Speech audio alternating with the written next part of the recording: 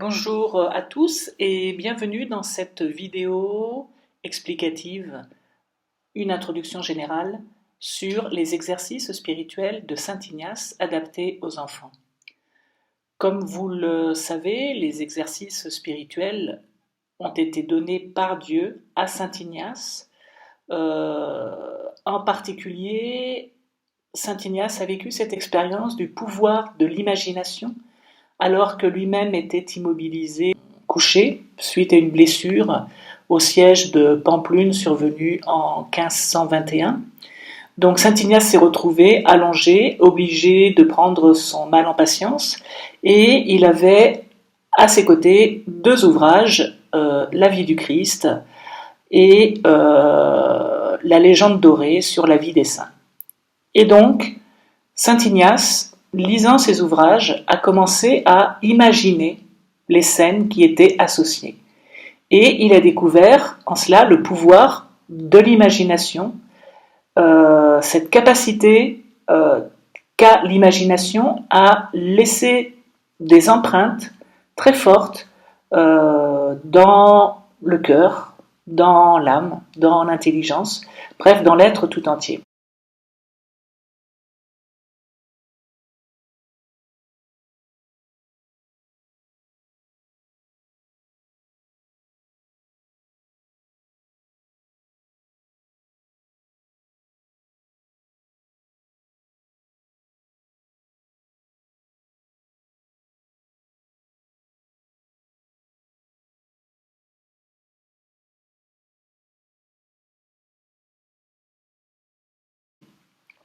Et donc à partir de cette expérience fondatrice, et puis de toute une série de conversions qui se sont produites ensuite, Saint Ignace a systématisé ce recours à l'imagination dans toute une série d'exercices destinés à mieux connaître le Christ, de manière à pouvoir l'aimer davantage et le suivre de tout son cœur.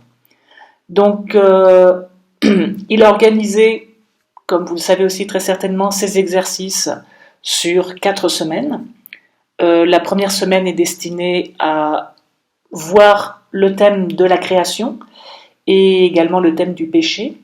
La deuxième semaine porte sur la vie cachée et la vie publique de Jésus. La troisième semaine porte sur la passion et la quatrième semaine porte sur la résurrection. Et donc depuis cette époque, depuis le XVIe siècle donc, les exercices spirituels se sont diffusés partout dans le monde, notamment grâce à la Compagnie de Jésus, évidemment, que Saint Ignace a fondée, donc grâce aux jésuites, mais également grâce aussi à des personnalités qui ont été touchées, qui ont été converties en pratiquant les exercices spirituels et qui ont décidé de les diffuser. Je pense en particulier en Argentine à deux personnages emblématiques de cette diffusion des exercices spirituels non faits, une diffusion non faite par des jésuites. Celui qu'on appelle le cura Brochero, qui a fondé une maison d'exercice spirituel pas très loin de Cordoba, donc dans le nord-ouest de l'Argentine. Et puis également une autre personnalité argentine qui a pour surnom Mama Antula. Voilà, donc tout ça c'est pour situer un petit peu le cadre général. Mais l'objectif de cette vidéo, c'est de nous intéresser aux exercices spirituels adaptés aux enfants.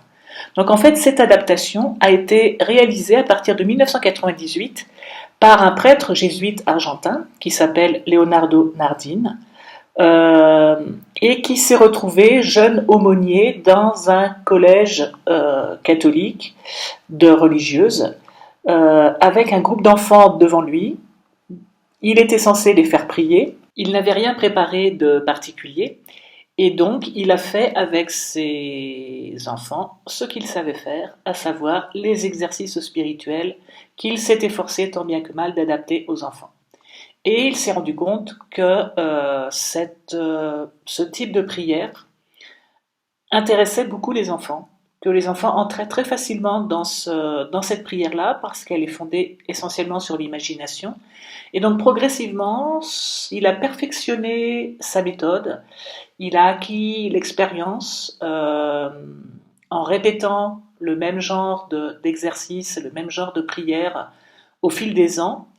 Et il a systématisé lui aussi à son tour cette prière, cette adaptation des exercices spirituels pour les enfants, euh, avec la sortie d'un premier manuel qui a été réédité en 2017, et puis avec une diffusion donc de ces exercices en dehors du cadre strictement des collèges jésuites argentins, pour toucher d'autres établissements catholiques, mais également des paroisses, notamment dans le cadre du catéchisme.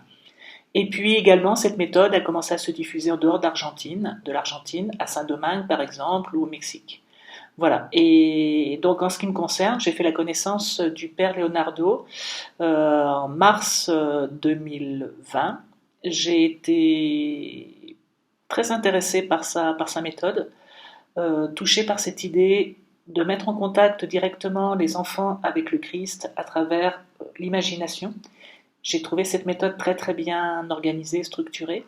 Donc, en plus, je crois que ça correspond vraiment à un besoin individuel d'entrer dans cette relation d'amitié que le Christ nous propose à chacun d'entre nous. Et je crois que ça correspond aussi à un besoin collectif, à un besoin d'église, de fonder véritablement, d'enraciner véritablement notre foi dans l'évangile et dans cette rencontre personnelle avec le Christ. Et donc cette méthode favorise, d'après ce que j'ai pu en percevoir, vraiment favorise cette rencontre personnelle avec le Christ. Donc c'est la raison pour laquelle j'ai décidé, avec son aval évidemment et avec ses encouragements, d'adapter cette méthode en français et donc d'essayer de la diffuser dans le monde francophone. Voilà, donc ça c'est pour le cadre général, l'histoire. Alors maintenant, ce que je vous propose, c'est de vous présenter les étapes principales, sachant qu'il y aura des petites vidéos sur chacune de ces étapes, mais au moins le cadre général, puisqu'en fait, il y a, comme dans les exercices spirituels, Saint Ignace a prévu un certain nombre d'étapes qu'il est bon de respecter, et donc c'est la même chose avec les exercices spirituels pour les enfants.